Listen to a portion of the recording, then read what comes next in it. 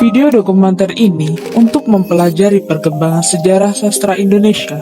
Dengan garis waktu ini dapat memahami dinamika sastra dari masa ke masa. Sastra lama. Masyarakat menyampaikan sastra lama sebelum abad ke-20. Penulis menyebarkan karya sastra secara lisan dari mulut ke mulut. Sastra lama berbentuk pantun, syair, hikayat, dan dongeng. Isinya berfokus pada ajaran moral, agama, dan adat istiadat setempat. Pengarang karya sastra lama tidak mencantumkan nama asli. Mengenal kondisi ini dengan sebutan anonim. Sastra lama berfungsi sebagai sarana hiburan sekaligus media pendidikan bagi masyarakat tradisional. Menemukannya dalam upacara adat dan pertemuan warga. Keberadaan sastra lisan ini memperkuat hubungan sosial antar anggota masyarakat. Sastra lama membentuk fondasi awal bagi perkembangan bahasa dan budaya Indonesia. Angkatan Balai Pustaka.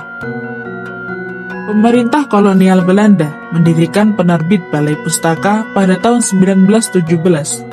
Lembaga ini mengontrol ketat bacaan masyarakat. Sastra beralih dari tradisi lisan ke dalam bentuk buku cetak. Tema utama angkatan ini seputar masalah kawin paksa dan pertentangan adat. Penulis menentang tradisi kolot yang merugikan pemuda. Contoh karya terkenal meliputi novel Siti Nurbaya oleh Mahra Rusli dan Azab dan Sengsara oleh Merari Siregar. Angkatan ini melahirkan standarisasi bahasa Melayu pasar menjadi bahasa Melayu tinggi. Penerbitan buku secara manual meningkatkan minat baca. Melihat perubahan besar pada struktur penulisan fiksi modern Indonesia. Pujangga Baru. Angkatan Pujangga Baru muncul pada tahun 1933 melalui majalah Pujangga Baru. Para penulis membawa semangat nasionalisme yang tinggi. Sastra menjadi alat perjuangan menuju kemerdekaan Indonesia. Isinya membahas tentang modernisasi, emansipasi wanita, dan orientasi budaya barat. Penulis meninggalkan tema kedaerahan dan beralih ke persatuan bangsa. Sultan Takdir Ali Sabana, Armin Pane, dan Amir Hamzah memimpin pergerakan intelektual ini. Contoh karya penting meliputi novel Layar Terkembang. Karya tersebut mengabarkan wanita Indonesia yang cerdas dan mandiri, menyaksikan lahirnya kesadaran berbangsa melalui barisan kalimat puitis dan prosa yang dinamis. Angkatan 45. Angkatan 45 lahir di sekitar tahun kemerdekaan Indonesia. Penulis melepaskan diri dari gaya bahasa Pujangga Baru yang mendayu-dayu. Gaya penulisan berubah menjadi realistis, ekspresif, dan individualis. Karya sastra merekam realitas perang secara jujur. Penulis terlibat langsung dalam perjuangan fisik melawan penjajah.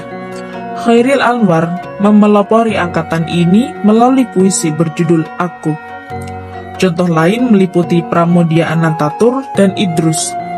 Mereka menulis cerita pendek dan novel bertema kemainan di tengah konflik, merasakan semangat kebebasan mutlak dan keberanian mengubah nasib bangsa melalui karya sastra yang lugas. Sastra dan pergolakan ideologi. Pada tahun 1950-an hingga pertengahan 1960-an, sastra Indonesia memasuki masa pergolakan ideologi yang sangat kuat. Para sastrawan tidak hanya menulis karya seni, tetapi juga terlibat dalam perdebatan politik dan arah bangsa. Sastra menjadi alat perjuangan ideologi antara kelompok kiri, nasionalis, dan humanis. Lembaga Kebudayaan Rakyat atau Lekra yang dekat dengan Partai Komunis Indonesia mendorong sastra untuk berpihak kepada rakyat kecil. Mereka mengusung semboyan politik sebagai panglima. Karya sastra harus menggambarkan perjuangan buruh, petani, dan kaum tertindas. Di sisi lain, muncul kelompok manifest kebudayaan atau Manikebu yang menolak campur tangan politik secara mutlak dalam sastra. Mereka memperjuangkan kebebasan berekspresi dan nilai kemanusiaan universal. Dua kelompok ini menimbulkan konflik besar di dunia sastra Indonesia. Banyak karya yang mendapat kritik keras karena dianggap tidak sesuai dengan ideologi tertentu.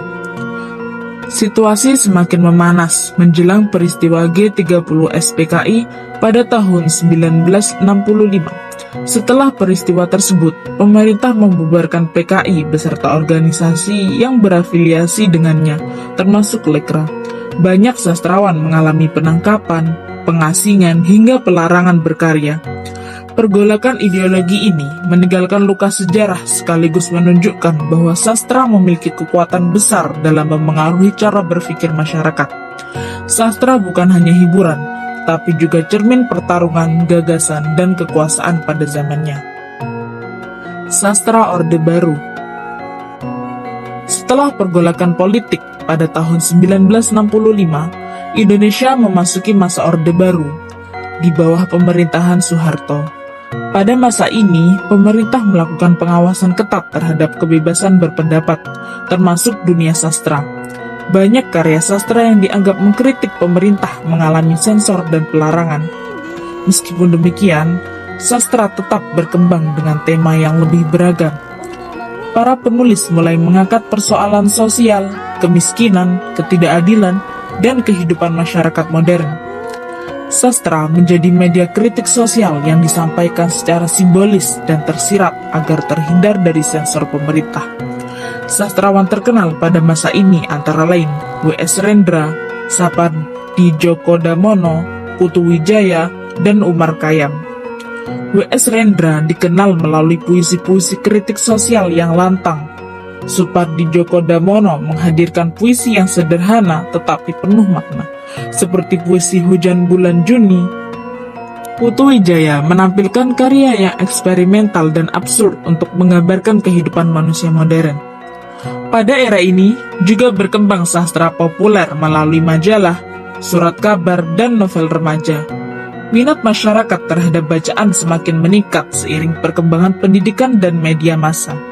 Sastra Indonesia memasuki fase modern dengan gaya penulisan yang semakin bebas dan kreatif meskipun berada dalam tekanan politik. Perjalanan sejarah sastra Indonesia menunjukkan bahwa sastra selalu berubah mengikuti perkembangan zaman, dari sastra lisan hingga sastra modern. Setiap angkatan mencerminkan kondisi sosial, budaya, dan politik masyarakat pada masanya. Sastra tidak hanya menjadi hiburan, tetapi juga menjadi perjuangan, pendidikan, dan penyampai suara rakyat. Dengan memahami sejarah sastra Indonesia, kita dapat menghargai perjalanan panjang budaya, bangsa, dan menjaga semangat literasi untuk generasi masa depan.